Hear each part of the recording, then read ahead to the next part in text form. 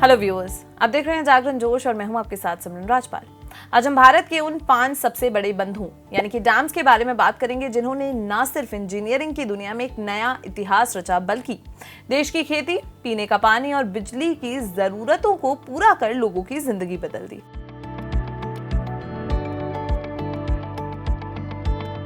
सबसे पहले बात करते हैं टेहरी डैम की। ये भारत का सबसे ऊंचा और दुनिया का 13वां सबसे बड़ा डैम है। उत्तराखंड में भागीरथी नदी पर बना ये डैम 260.5 मीटर्स यानी कि 855 फीट ऊंचा है। इसका मुख्य उद्देश्य है बिजली पैदा करना और इसकी क्षमता 2400 मेगावाट है। इस डैम ने न सिर्फ बिजली पैदा की बल्कि दिल्ली, उत्तर प्रदेश और उत्तराखंड जैसे राज्यों को पीने के पानी और सिंचाई के लिए भी पानी दिया। इस डैम का जलाशय 44 किलोमीटर तक भागीरथी और 25 किलोमीटर तक भिलांगना नदी के किनारे तक फैला हुआ है।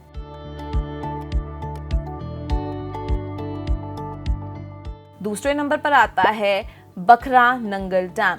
हिमाचल प्रदेश और पंजाब की सीमा पर सतलज नदी पर बना ये डैम 226 मीटर्स यानी कि 741 फीट ऊंचा है। इसके 2 मुख्य हिस्से हैं, बखरा डैम और नंगल डैम। इस डैम ने सिंचाई के लिए पानी देकर ग्रीन रेवोल्यूशन को सफल बनाने में बहुत बड़ा योगदान दिया। इसकी बदौलत ही पंजाब और हरियाणा आज देश के फूड बास्केट्स कहलाते हैं। इससे बनाया गया गोविंद सागर रिजर्वॉयर भारत का तीसरा सबसे बड़ा जल भंडार है।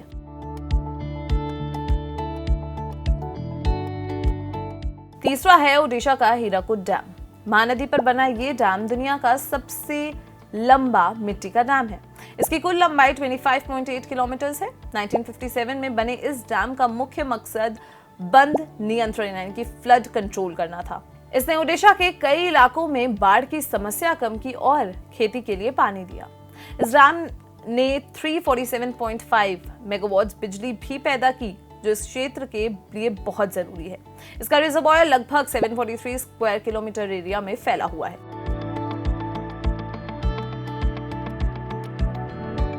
चौथे नंबर पर है गुजरात का सरदार सरोवर डैम। नर्मदा नदी पर बना ये डैम गुजरात, मध्य प्रदेश, राजस्थान और महाराष्ट्र के लिए एक जीवन रेखा है। इसका बिजली उत्पादन क्षमता 1450 मेगावाट्स है। ये डैम इन राज्यों में सिंचाई के लिए पानी देता है जिससे सूखे से प्रभावित क्षेत्रों में खेती करने में मदद मिलती है। इस डैम ने 8 लाख हेक्टेयर से ज्यादा जमीन की सिंचाई की है और लगभग 131 शहरों और 9633 गांवों को पीने का पानी दिया है।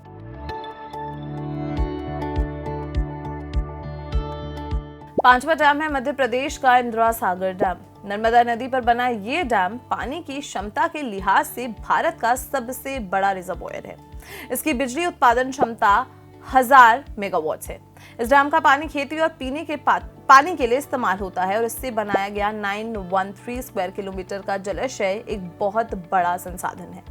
ये मध्य प्रदेश के खांडवा और खरगोन जिलों में 1.69 लाख हेक्टेयर जमीन को सिंचाई की सुविधा देता है।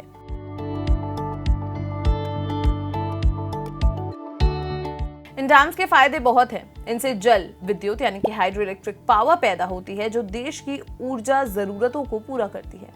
सिंचाई सुविधाओं के विस्तार से कृषि उत्पादन बढ़ता है जिससे खाद्य सुरक्षा यानी कि फूड सिक्योरिटी सुनिश्चित होती है। डैम्स बाढ़ नियंत्रण में भी मदद करते हैं और पीने के पानी का भी मुख्य स्रोत होते हैं। ये डैम्स न सिर्फ बिजली और पीने का पानी देते हैं बल्कि इनके जलाशय, मछली पालन यानी कि फिशरीज या टूरिज्म जैसे नए आर्थिक स्रोतों को भी बढ़ावा मिलता है।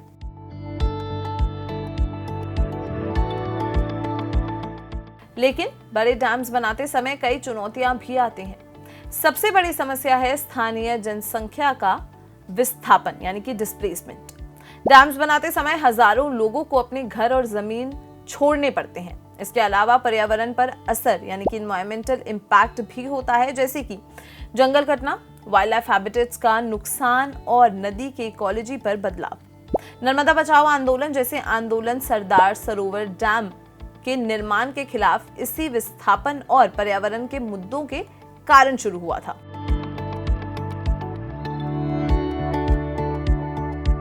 डैम्स के फायदे और नुकसान दोनों हैं और इस पर देश में भी अक्सर बहस होती रहती है। पंडित जवाहरलाल नेहरू ने इन डैम्स को टेम्पल्स ऑफ मॉडर्न इंडिया कहा था। ये उनके विजन को दर्शाता है कि ये प्रोजेक्ट्स आधुनिक भारत की उन्नति के लिए कितने महत्वपूर्ण थे। लेकिन इनका निर्माण हमेशा समस्याओं से घिरा रहा, खासकर विस्थापित होने वाले लोगों और पर्यावरण के मुद्दे को लेकर।